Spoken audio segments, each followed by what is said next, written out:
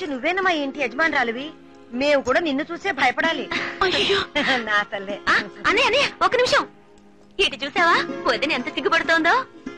పెళ్లికి ముందే ఇలా ఉందంటే తాళి కట్టిన తర్వాత ఇక అంతే. వదిన మొహం చూడడానికి నీకు 3 నెలలు పడుతుంది. ఆవిడ ముఖం బానే చూపిస్తుంది, మన వాడికే సిగ్గెక్కువ. బాబు ఓసారి చూడరా.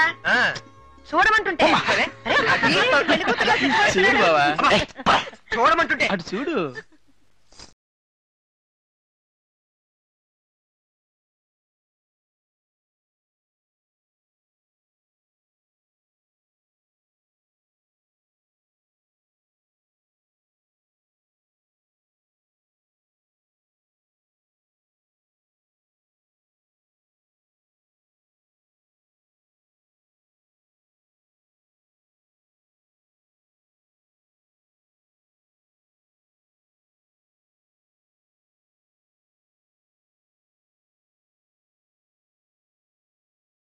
కాఫీ తీసుకొస్తాను. జాగ్రత్త.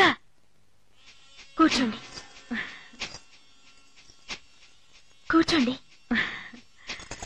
ఇక నువ్వు నాకు పని మనిషివి కాదు, వారికే. నువ్వు పెద్ద కిలాడివే. ఎవ్వరికీ తెలియకుండా గుండెలో ఆశలు దాచుకున్నావు, అందుకన్నాను. నన్ను క్షమించమ్మా. నీ నరసింహం మీద నేను ఆశపడ్డాను, కానీ అది నెరవేరలేదు. దేవుడంటూ ఒకడున్నాడుగా, వాడు ఎవరెవరికి ఏమేమి రాసి పెట్టాడో ఆ విధంగానే జరుగుతుంది. వసుంధర, నువ్విప్పుడు మా ఇంటి పిల్లవి. నీకే శుభకారం జరిగినా పుట్టింటి సారని నీకు మా ఇంటి నుంచే రావాలి. కానీ మా నాన్న చచ్చిపోయి సంవత్సరం కూడా అవ్వలేదు, సారెలు ఇవ్వకూడదని చెప్పారు. ఏమైనా నీ అక్కయ్య అనే స్థానంలో ఇది నేను తీసుకొచ్చాను. ఇది కట్టుకుని అమ్మవారి గుళ్ళో నీ పేరుని అభిషేకం ఏర్పాటు చేశాను. వెళ్ళి చేసిరా. అయ్యో, నన్ను పెద్ద మనిషిని చేద్దులే. నేను చిన్నపిల్లనే. తీసుకో.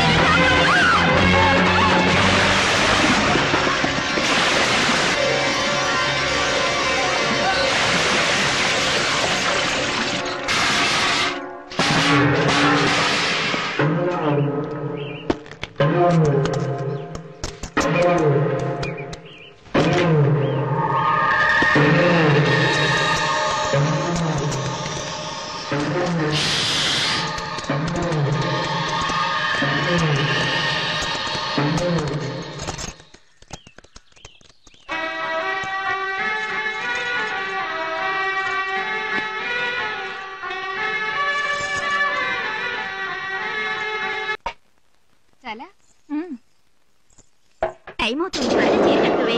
చీర నేనే కట్టుకుంటాను, మీరు బయటకు వెళ్ళండి. మేముంటే అడ్డవా? ఈ కథలే వద్దు, నేనే కట్టుకుంటాను. నువ్వు మాత్రం ఇక్కడే ఉన్నావేంటి? బయటకెళ్ళు.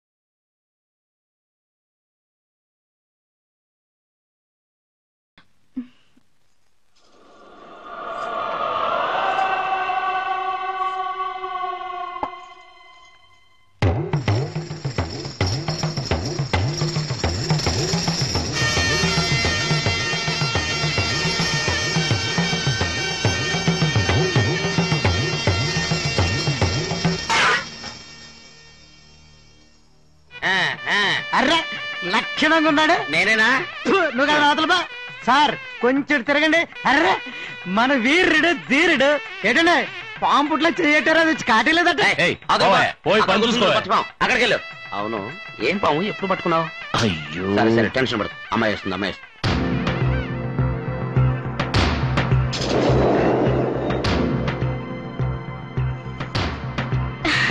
ఏమైందంటే పాలు తాగలేదా? కాదండి, నేను దేవుడి దగ్గర పాలు పెట్టి దండం పెట్టుకుంటుంటే అప్పుడు పాము వచ్చి పాలు నెట్టేసింది. నేను పెళ్లికి ముందు నాగేంద్రుడికి పాలాభిషేకం చేయిస్తాననుకుంది. అప్పుడే నాకు జ్ఞాపకం వచ్చింది. అందుకే వెంటనే గుడికి వెళ్ళి రెండోది నా టైం అయింది. ఒక్క నిమిషం.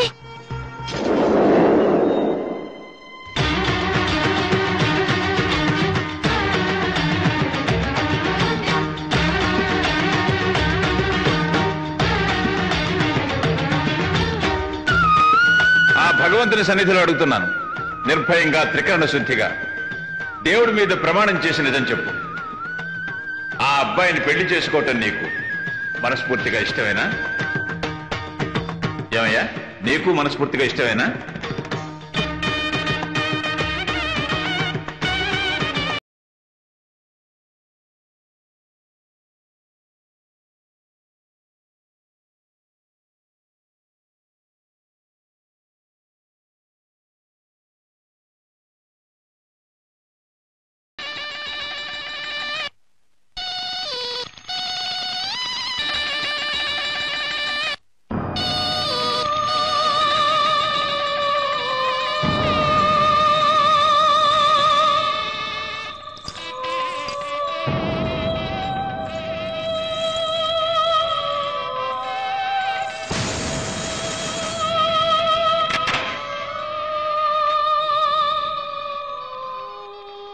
జరిగిందే తలుచుకుంటూ కూర్చుంటే ఎలాగమ్మా?